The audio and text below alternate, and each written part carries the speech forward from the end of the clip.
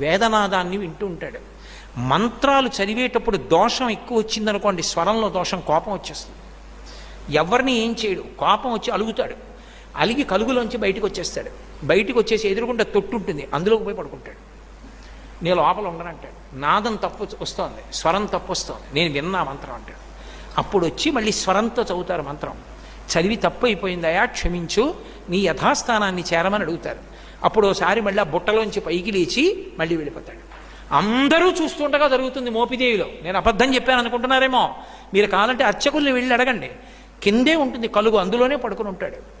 అందరూ చూస్తుండగా బయటకు వస్తాడు. స్వరం తప్పినా, అనాచారం ఎక్కువైపోయినా బయటకు వచ్చేసి అలకపాన్ పెక్కి పడుకుంటాడు. మళ్ళీ వెళ్ళి వేదం స్వరంతో చెప్తే లోపలికి వెళ్ళిపోతాడు.